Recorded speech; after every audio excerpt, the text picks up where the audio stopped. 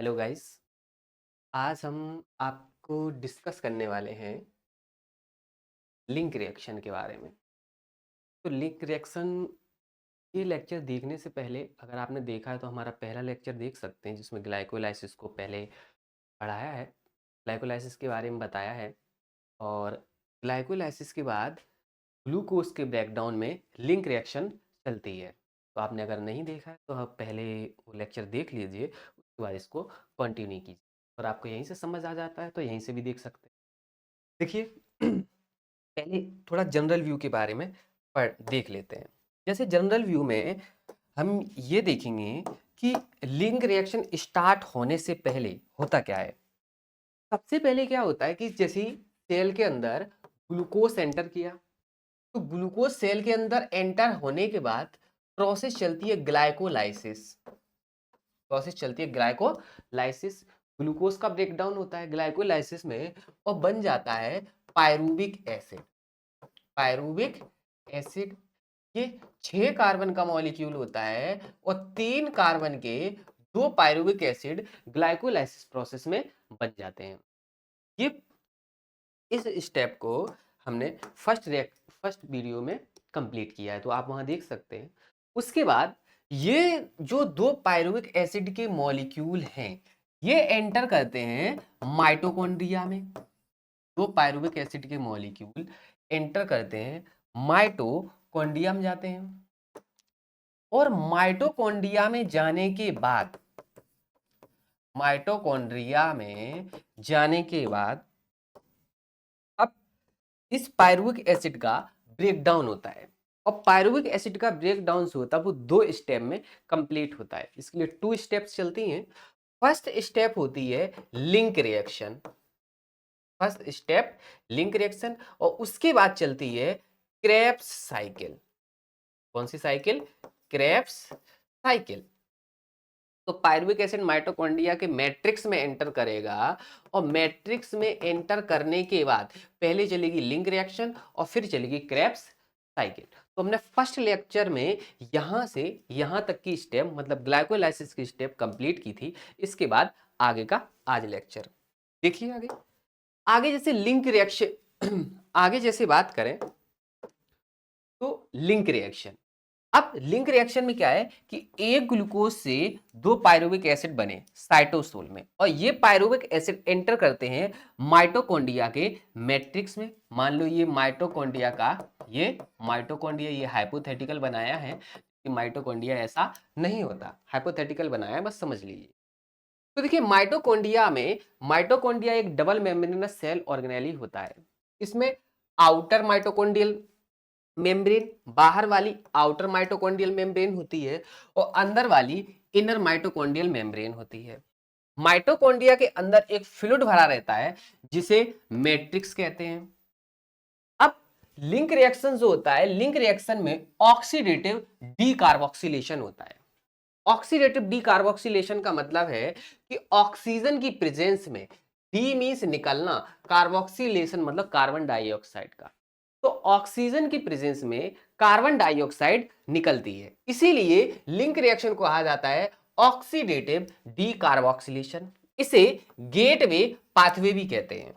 इस पाथवे में pyruvic acid mitochondria के मैट्रिक्स में एंटर करता है और इसके पायरुविक एसिड से बनता है एसिटिल कोएंजाइम ए। क्या बनता है? पायरुविक एसिड से एसिटिल कोएंजाइम ए। अगर इसके आगे हम देखें तो देखिए पायरुविक एसिड का मॉलिक्यूल 3 कार्बन का होता है, एसिटिल कोएंजाइम का मॉलिक्यूल 2 कार्बन का होता है। और 3 कार्बन के मॉलिक्यूल से जब 2 कार्बन के मॉलिक्यूल का फॉर्मेशन होता है तो यहां पर एक कार्बन डाइऑक्साइड का मॉलिक्यूल बाहर निकलता है। और इसके बाद यहां पर एंजाइम काम करता है पायरुवेट डिहाइड्रोजिनेज कॉम्प्लेक्स। यहां पर पायरुवेट डिहाइड्रोजिनेज कॉम्प्लेक्स काम करते हैं और 2 NAD के मॉलिक्यूल 2 NADH बनाते हैं और बन जाता है एसिटिल कोएंजाइम ए। अब ये एसिटिल कोएंजाइम ए एंटर करता है क्रेब्स साइकिल में। ये एंटर करता है क्रेब्स साइकिल में।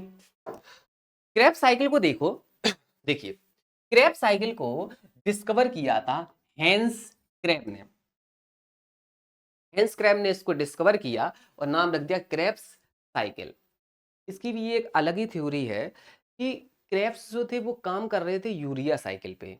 वो यूरिया साइकिल को ट्रेस कर रहे थे और यूरिया साइकिल को ट्रेस करते करते उन्होंने डिस्कवरी इस क्रेब्स साइकिल की। ये एक्सीडेंटल साइकिल होती है, एक्सीडेंटल साइकिल डिस्कवर की गई थी। वो यूरिया साइकिल पे काम कर रहे थे, उसको उसको उसके कार्बन के मॉलिक्यूल को ट्रेस कर रहे थे, कैसे कैसे एक कंपाउंड दूसरे कंपाउंड में चेंज होता है। उसको ट्रेस करते करते और डिस्कवर हो गई थी अपने आप क्रेब्स साइकिल। इसके बारे में उन्होंने ऐसे ही एक्सीडेंटली डिस्कवर कर लिया।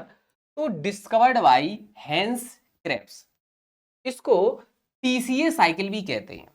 टीसीए साइकिल मतलब ट्राई कार्बोक्सिलिक एसिड साइकिल। क्यों कहते हैं? इसका एक अपना रीजन है कि जब जो एस्टिल कोएंजाइम ए, अभी आपने देखा कि लिंक रिएक्शन में जो एस्टिल कोएंजाइम ए होता है, ये क्रेब्स साइकिल में एंटर करता है, तो एक मॉलिक्यूल होता है सक्सिनिक एसिड। सक्सिनिक एसिड के साथ एस्टिल कोएंजाइम ए बाइंड होकर बनाता है साइट्रिक एसिड। और ये जो साइट्रिक एसिड होते हैं, इसमें 3 कार्बोक्सिलिक ग्रुप पाए जाते हैं और 3 कार्बोक्सिलिक ग्रुप होते हैं, इसीलिए इसे कहा जाता है ट्राई कार्बोक्सिलिक एसिड साइकिल। इसे साइट्रिक एसिड साइकिल भी कहते हैं क्योंकि इस साइकिल में फर्स्ट बनने वाला कंपाउंड साइट्रिक एसिड होता है, इसलिए इसे साइट्रिक एसिड साइकिल भी कहा जाता है। आगे देखें, जैसे Krebs cycle occurs in prokaryote में साइटोसोल में चलती है, जबकि यूकैरियोटिक सेल में माइटोकॉन्ड्रिया के मैट्रिक्स में चलती है। तो प्रोकैरियोट में ये कहां चलेगी?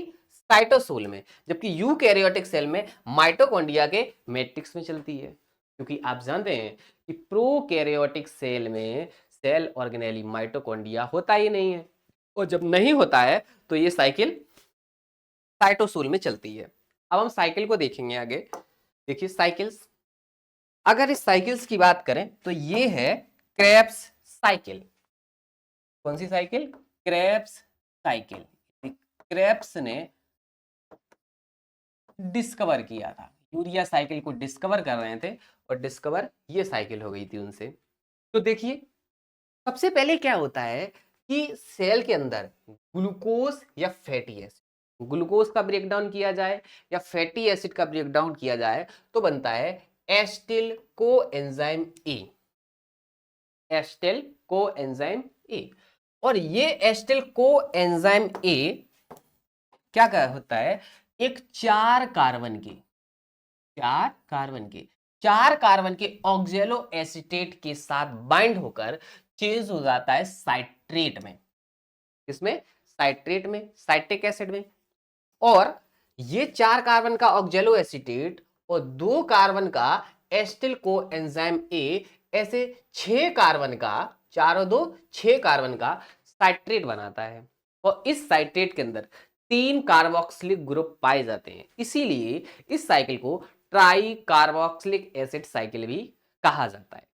फर्स्ट कंपाउंड साइट्रिक एसिड बनता है, इसीलिए इसे साइट्रिक एसिड साइकिल भी कहते हैं। यहां पर जो एंजाइम लगता है उसे कहते हैं साइट्रेट सिंथेस। तो अब दोबारा से देखिए, एस्टिल कोएंजाइम ए ऑक्जेलो एसीटेट के साथ बाइंड होकर साइट्रेट सिंथेस एंजाइम की प्रेजेंस में कोएंजाइम ए बाहर निकल जाता है और साइट्रिक एसिड 6 कार्बन का मॉलिक्यूल बनता है। आगे देखें तो साइट्रेट से क्या होता है? साइट्रेट पे एक एंजाइम काम करता है एकोनाइटेज, और साइट्रेट पे एकोनाइटेज एंजाइम काम करके इसको चेंज करके बना देता आइसोसाइट्रेट। ये आइसोसाइट्रेट जब बनता है तो एक वाटर का मॉलिक्यूल बाहर निकलता है आइसोसाइट्रेट पे। अब आइसोसाइट्रेट पे के बाद जो थर्ड स्टेप होती है, ये देखो, मान लो ये हो गई फर्स्ट स्टेप, ये हो गई सेकेंड स्टेप, फिर ये हो गई थर्ड स्टेप। थर्ड स्टेप में क्या होता है कि आइसोसाइट्रेट पे एंजाइम लगता है आइसोसाइट्रेट डिहाइड्रोजनेज, और आइसोसाइट्रेट से एक NAD से एक NADH में चेंज हो जाता है। यहां पर एक CO2 का मॉलिक्यूल बाहर निकल जाता है और बन जाता है alpha keto glutarate. Alpha keto glutarate. यहां हम देखेंगे कि देखिए साइट्रेट 6 कार्बन का है, आइसोसाइट्रेट भी 6 कार्बन का है, और यहां पर एंजाइम लगा आइसोसाइट्रेट डिहाइड्रोजिनेज, एक कार्बन CO2 के फॉर्म में बाहर निकल गया, तो ये बना 5 कार्बन का अल्फा कीटो ग्लूटारेट। बहुत से एग्जाम में अभी तक पूछा गया है कि कौन क्रेब्स साइकिल के अंदर कौन सा ऐसा मॉलिक्यूल है जो 5 कार्बन का होता है। केवल एक ही मॉलिक्यूल होता है अल्फा कीटो गुल्टारेट जो 5 कार्बन का बनता है।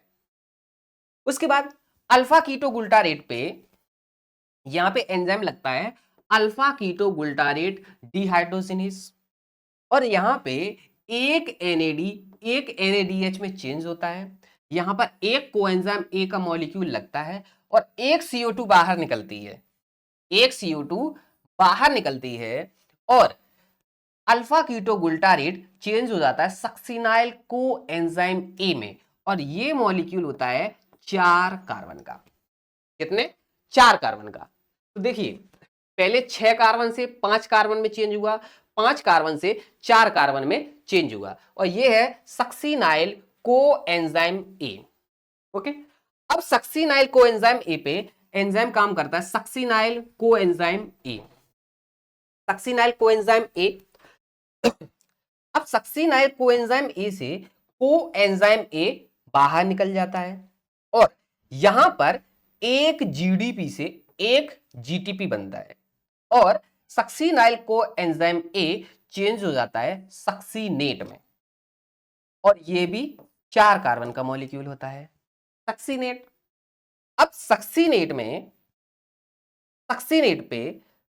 पे एंजाइम लगता है सक्सिनिक डिहाइड्रोजिनेज, और यहां पर एक एफएडी से एक FADH2 में चेंज हो जाता है और बन जाता है 4 कार्बन का कंपाउंड फ्यूमरेट, और इस फ्यूमरेट पे अब लगता है फ्यूमरेज एंजाइम, और यहां पर एक वाटर मॉलिक्यूल कंज्यूम होता है और बन जाता है मेलेट, ये भी 4 कार्बन का होता है। और मेलेट पे एंजाइम लगता है मेलेट डिहाइड्रोजिनेज, और यहां पर एक NADH में चेंज हो जाता है और बन जाता है ऑक्जेलो एसीटेट, ये होता है 4 कार्बन का। कितने कार्बन का? 4 कार्बन का। तो ऐसे फिर ऑक्जेलो एसीटेट से फिर एक एसिटिल कोएंजाइम ए का मॉलिक्यूल बाइंड हो जाएगा, कोएंजाइम ए बाहर निकलेगा, साइट्रेट सिंथेस एंजाइम की प्रेजेंस से बन जाएगा साइट्रेट। इस तरीके से ये फुल साइकिल रन करती रहती है। अब इसमें की पॉइंट्स देखें कि कहां कहां से क्वेश्चंस बनते हैं, कहां से क्वेश्चन बनते हैं, कैसे कैसे। देखिए सबसे पहले क्वेश्चन ये बन जाता है, यहां पर सबसे पहला क्वेश्चन ये बनता है कि ये बताइए कि क्रेब्स साइकिल के अंदर कौन कौन से मॉलिक्यूल 6 कार्बन के होते हैं। तो देखिए सबसे पहले एक साइट्रेट और दूसरा आइसोसाइट्रेट, तो एक है साइट्रेट और दूसरा है आइसोसाइट्रेट, साइट्रेट और आइसोसाइट्रेट, 2 मॉलिक्यूल। उसके बाद 5 कार्बन का मॉलिक्यूल, 5 कार्बन का केवल एक सिंगल मॉलिक्यूल होता है अल्फा कीटो ग्लूटारेट, 5 कार्बन का। उसके बाद जितने बचे हुए हैं सभी मॉलिक्यूल 4 कार्बन के होते हैं। कितने कार्बन के? 4। जैसे कि सक्सिनाइल कोएंजाइम ए, उसके बाद सक्सिनेट के बाद फ्यूमरेट के बाद मेलेट के बाद ऑक्जेलो एसीटेट, तो सक्सिनाइल कोएंजाइम में succinate, fumarate, malate, oxalo acetate, ये सभी 4 कार्बन के होते हैं। अल्फा कीटोग्लूटारेट 5 कार्बन का होता है। साइट्रेट और आइसोसाइट्रेट ये 6 कार्बन के 2 मॉलिक्यूल्स होते हैं। यहां से क्वेश्चन बनते हैं। उसके बाद आगे क्वेश्चन, उसके बाद अगर आगे देखें इनके एंजाइम्स के बारे में, तो एंजाइम्स में अगर देखो तो देखिए अगर इसकी क्रेब्स साइकिल की समरी देखते हैं तो इसमें 2 स्टेप्स जो होती हैं उसमें ऑक्सीडेटिव डीकार्बोक्सिलेशन होता है। क्या होता है? ऑक्सीडेटिव डीकार्बोक्सिलेशन कितने? 2 स्टेप पे। एक, जब आइसोसाइट्रेट अल्फा कीटोगुल्टारेट में चेंज होता है तो यहां पर एक CO2 का मॉलिक्यूल बाहर निकलता है, जबकि एक अल्फा कीटोगुल्टारेट सक्सीनाइल कोएंजाइम में चेंज होता है तो यहां भी एक CO2 का मॉलिक्यूल बाहर निकलता है। तो देखिए, आइसोसाइट्रेट अल्फा कीटोगुल्टारेट में चेंज हुआ, एक CO2 बाहर, एक अल्फा कीटोगुल्टारेट से CO2 निकला तो सक्सीनाइल कोएंजाइम ए। आगे देखो, एक चीज देख लीजिए यहाँ पे, कहाँ पे? ये देखो, ये CO2 एक बाहर निकला अल्फा कीटोगुल्टारेट से सक्सीनाइल कोएंजाइम ए, एक CO2 बाहर। उसके बाद सक्सीनाइल कोएंजाइम ई से सक्सीन, उसके बाद हाँ यहाँ पे आइसोसाइट्रेट से अल्फा कीटोगुल्टारेट एक CO2 ये बाहर, एक CO2 ये निकला, एक CO2 ये निकला। तो 2 स्टेप से पे डीकार्बोक्सिलेशन होता है। उसके आगे देखिए, उसके बाद 3 स्टेप में हाइड्रेशन होता है जहां पर वाटर यूज होता है। 3 स्टेप में वाटर यूज होता है। उसके बाद 3 स्टेप में NADH2 का फॉर्मेशन होता है। ये इंपॉर्टेंट नहीं है, केवल इतना याद रख लीजिए कि क्रेब्स साइकिल के अंदर 3 स्टेप में वाटर लगता है। कहाँ कहाँ लगता है ऐसा नहीं पूछेंगे, लेकिन NADH2 पूछा जा सकता है और ये पूछा भी जाता है कि किस किस स्टेप पे NADH2 बनते हैं। तो फॉर्मेशन ऑफ NADH2 कितने स्टेप में? 3 स्टेप में। 3 स्टेप में NADH2 का फॉर्मेशन होता है, देख सकते हैं। देखिए, एक NADH ये बना, एक NADH ये बना और उसके बाद एक NADH ये बना। तो देखिए, 3 स्टेप में NADH बनते हैं। उसके आगे देखिए, उसके बाद एक स्टेप में फॉर्मेशन ऑफ FADH2, एक स्टेप में FADH2 का फॉर्मेशन होता है। देख सकते हैं कि कहां बना, ये देखो, एक FAD से FADH2 एक ही स्टेप में बना और कहीं देखने को नहीं मिलेगा। उसके आगे देखिए कि एक स्टेप में ATP का फॉर्मेशन होता है, देख सकते हैं। देखिए, ATP का फॉर्मेशन, ये पहले एक GDP से GTP बना और फिर ये GDP को GDP में चेंज किया और इसका फॉस्फेट एक एक अब यहां पे देखो, एक GDP से GTP बना और एक GTP क्या होता है, GTP को GDP में चेंज किया और यहां पे बन गया ATP। क्या बना? ATP। इसका सिंबल थोड़ा गड़बड़ है, सीधा सही कर सकते हैं आप। देखिए कैसे कि यहां पर एक ADP से बन जाता है एक ATP। इस तरीके से निशान लगा सकते हैं, वो थोड़ा उल्टा लगा। तो एक GTP से GDP में चेंज हो जाता है और यहां पर एक ADP चेंज हो जाता है ATP में। ओके, उसके बाद आगे देख सकते हैं। अगर इसकी समरी में देखा तो देखिए, 2 स्टेप में ऑक्सीडेटिव डीकार्बोक्सिलेशन, 3 स्टेप में हाइड्रेशन, 3 स्टेप में NADH2 बना, एक स्टेप में FADH2 बना और एक स्टेप में बनता है ATP। आगे देखिए, अगर समरी की बात करें तो देखो, एक एस्टिल को एंजाइम ए एंटर किया था क्रेब्स साइकिल में और यहां पर 3 NADH2 बने, एक FADH2 बना और एक ATP बना। 3 NADH2 में क्या होता है कि एक NADH2 से अगर एक Na, तो याद रखना NADH और NADH2 दोनों एक ही चीज होती है। वो क्रेब्स साइकिल कहीं NADH2 दिया गया है, कहीं NADH2 दिया गया है अलग अलग बुक में, लेकिन दोनों से अगर हम ये NADH या NADH2 क्रेब्स साइकिल, सॉरी, ये NADH और NADH2 जब इलेक्ट्रॉन ट्रांसपोर्ट सिस्टम में जाते हैं तो इससे 3 ATP बनते हैं। कितने ATP? 3 APT बनते हैं। ऐसे ही एक FADH2, अब चाहे FADH हो चाहे FADH2 हो, एक ही बात होती। तो एक FADH2 से क्या होता है, 2 ATP बनते हैं और डायरेक्ट ATP ही रहेगा। तो देख सकते हैं कि एक एस्टिल कोएंजाइम से आपने अभी देखा 3 NADH2 बनते हैं, तो 3 में 3 का मल्टीप्लाई करें तो 9। ऐसे एक FADH2 से 2 ATP बनते हैं, तो एक बना था, 2 का मल्टीप्लाई किया 2, और एक एटीपी डायरेक्ट बनता है। और जो एक डायरेक्ट एटीपी बनता है वो एक एटीपी सीधा लिखा तो 9 2 12 और एक 9 2 11 और एक 12। ऐसे देखते हैं कि क्रेब साइकिल में जब एक एस्टिल कोएंजाइम ए जब एक एस्टिल कोएंजाइम ए एंटर करता है तो इससे 12 एटीपी का फॉर्मेशन होता है। टोटल 12 एटीपी बनते हैं। अगर डायरेक्ट एटीपी की बात करें तो ओनली एक डायरेक्ट एटीपी बनता है। डायरेक्ट एटीपी एक, और टोटल एटीपी की बात करें तो ये 12 एटीपी बनते हैं। अब आगे देखते हैं। आगे अब आगे क्रेब्स साइकिल। अब क्रेब्स साइकिल के बाद क्या होता है कि जो ग्लाइकोलाइसिस में और क्रेब्स साइकिल में इनडायरेक्ट एनर्जी बनी, जैसे NADH2 या NADH या FADH2 या FADH, इस NADH2 और FADH2 को इलेक्ट्रॉन ट्रांसपोर्ट सिस्टम में ले जाकर इस इनडायरेक्ट एनर्जी को, जो NADH2 और FADH2 होते हैं, इन्हें इनडायरेक्ट एनर्जी कहते हैं।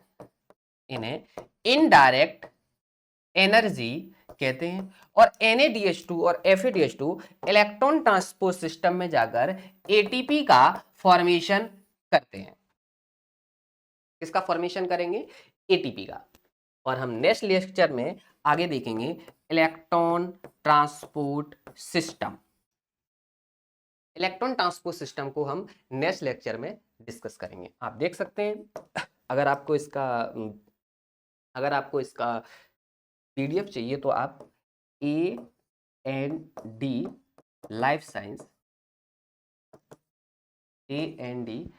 Science by Abhishek Telegram channel search करके देख सकते हैं। उस पर आपको इसका PDF मिल जाएगा। और हमारे यहाँ TGT और PGT